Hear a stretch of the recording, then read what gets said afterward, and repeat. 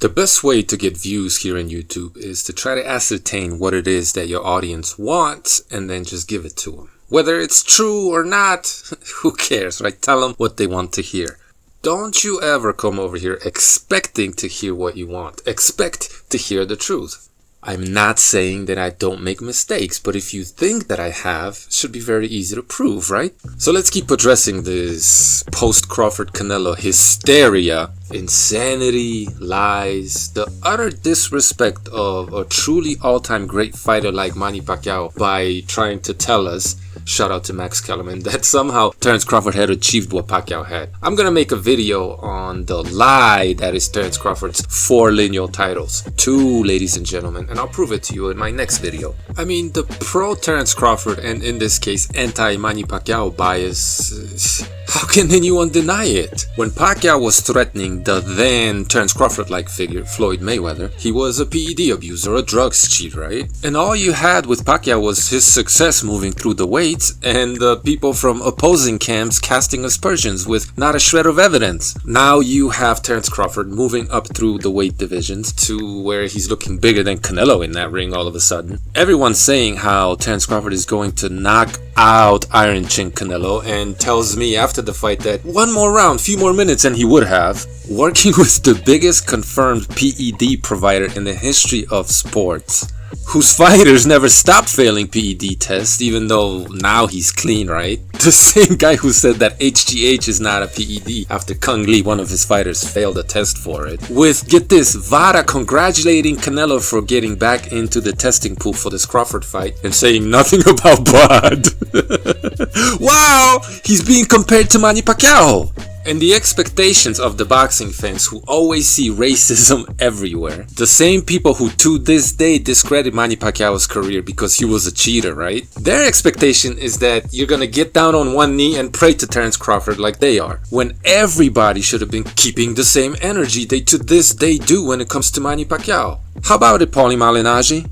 Did I spend any time talking about Terence Crawford's obvious PED use going into this fight? But I'm the biased one? Come on, man. You got everybody convinced that Terence Crawford is a PED abuser going into this fight after he used illegal gloves in one fight and tried to use those same kind of illegal gloves in another, as they're rubbing an illegal substance on him right before this Canelo fight. But it's somehow not okay to question anything about Terence Crawford?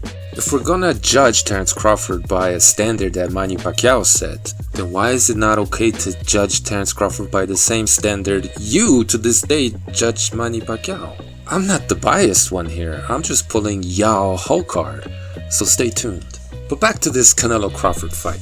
According to CompuBox stats, Terence Crawford was outlanded by Canelo in 6 rounds.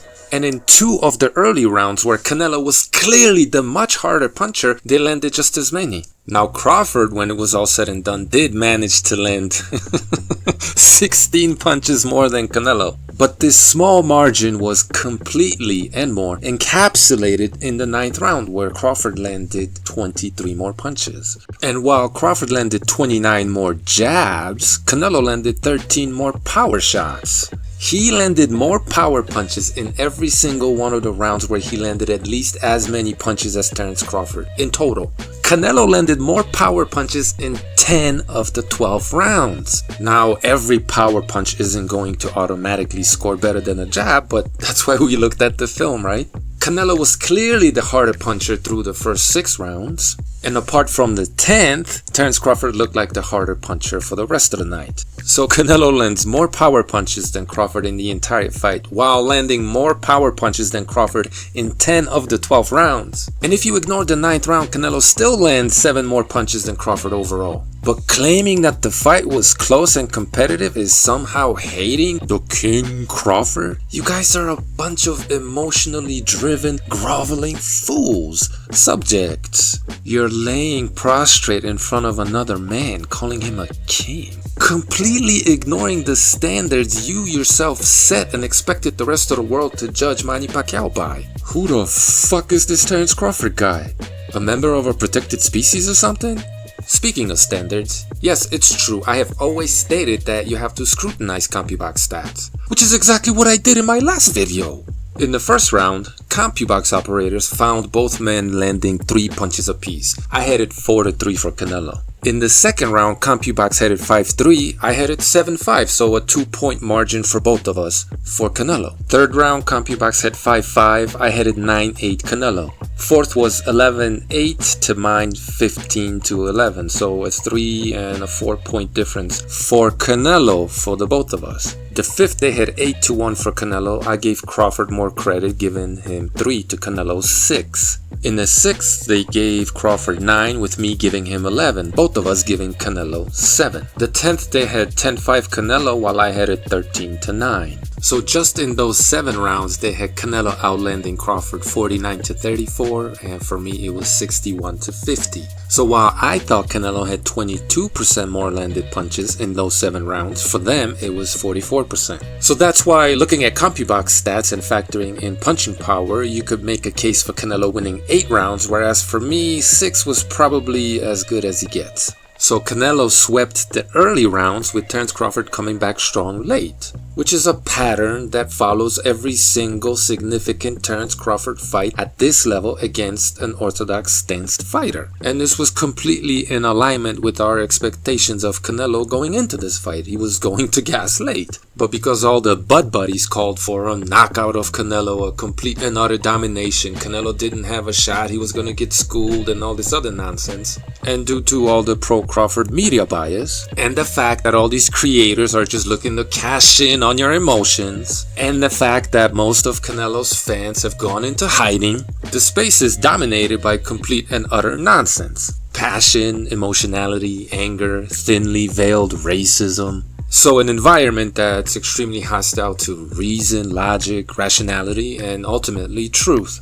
Which is that Canelo was clearly winning the fight going into the championship rounds, but it was the championship rounds where Terence Crawford left a lasting impression on all the extremely impressionable and emotionally immature boxing fans who had felt wrong because 2 non-American guys have been dominating the pound-for-pound rankings. The American pound-for-pound rankings. They were begging and praying for a great American hope. So Netflix, a Western mass media giant, took this opportunity and swooped in to give you what you needed, what you couldn't live without, seemingly. Seeing how extremely emotional and thus irrational some of you out there are, they took advantage of your emotionality and an opportunity of a lifetime. So they gave you Terence Crawford, a guy who had cherry-picked his entire career, playing the weight game, waiting out or outweighing all of his opponents, taking long breaks from the ring in order to avoid competition and roid the fuck up. A method or strategy explicitly explained by Terence Crawford's supplement supplier,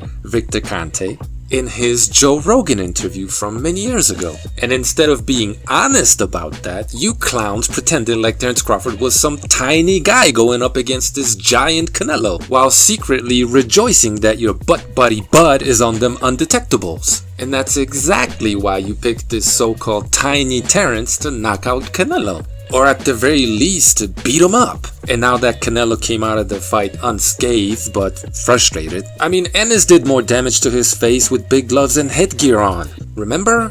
And do feel free to further expose your bias by talking to me about pale Canelo's reddened face when he was punching a black man. So yeah, going into this fight, I kept telling you guys that the narrative doesn't make any sense.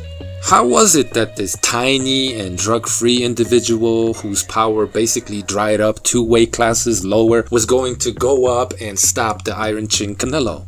How? How was he going to school Canelo when he arguably lost to Madrimov? Even with Victor Conte in his corner, possibly his funny gloves and whatever illegal substance they rubbed on him right before the fight, Terence Crawford, ultimately, when it comes to his fanboys, underperformed. He failed to deliver that which you said he would. He got in that ring and got backed up most of the night, even running a little bit. But the crowd was sad, so you know Canelo lost. Were they sad or were they bored? But yeah, Crawford was in there working a lot more, but being mostly very ineffective. He landed only about 20% of his punches, but he picked up things late and dominated the championship rounds. So 1/4 of the fight. And while that was arguably enough to nick him the fight, this was no domination. So because all these Bud fangirls concocted this fantastical nonsense narrative going into the fight, and Bud underperformed in their eyes, and because they don't have an honest bone in their body or an iota of integrity as evidenced in their treatment of Pacquiao, because they're extremely emotional, completely rejecting any semblance of reason, and because they pay the mass media to indulge them in their delusion,